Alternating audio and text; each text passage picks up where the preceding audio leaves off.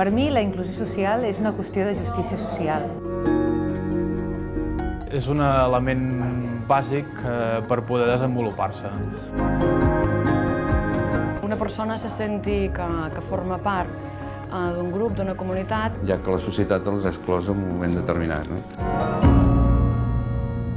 La condició necessària perquè les persones puguin gaudir d'una vida plenament digna. En definitiva, és intentar reduir les desigualtats que tenim a la societat. Nosaltres el que fem molt és la inclusió residencial a través de l'habitatge.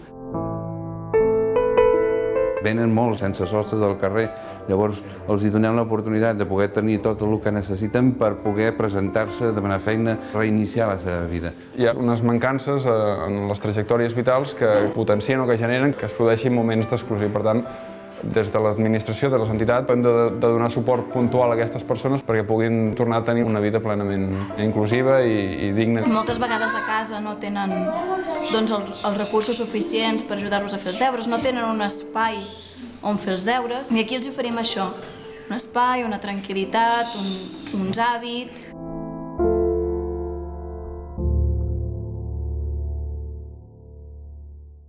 Quan ens plantegem el programa d'inclusió social a l'Alt Empordà és perquè el territori és molt diferent.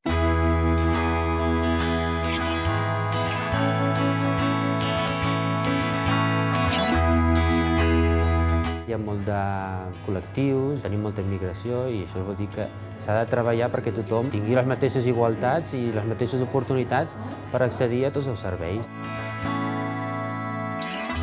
Fa temps que estem treballant amb el tema de la migració, de la integració i s'està donant resultats i que la gent cada vegada s'integra més, no? Tenim l'obligació com a administració de poder buscar els recursos adients per cada col·lectiu. Trobar projectes que puguin facilitar aquesta reinserció formativa i que la majoria de joves de la comarca puguin acabar treure-se a l'ESO, que és la formació bàsica.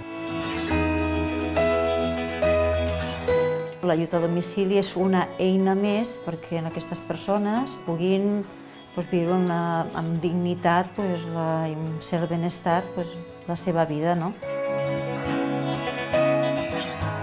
Jo penso que tots nosaltres les coses comencem a pensar en elles quan realment ens afecten. Però, per exemple, tot el tema de la gent gran realment està molt vinculat ja a nosaltres perquè és part realment del nostre entorn.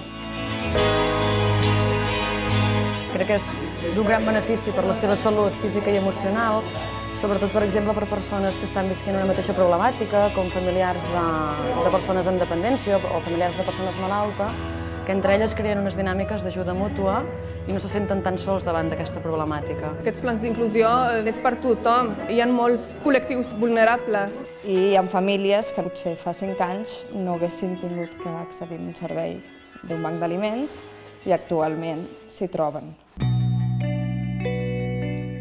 Llavors, què hem de fer? Hem d'unir forces amb tothom, amb el tercer sector, que fan aquest tipus d'iniciatives, com amb l'administració pública pròpiament. El primer temps és increïble, el canvi de les cares, de les ganes de tornar a engegar la vida. Veure'ls un canvi, veure com van evolucionant, com van millorant.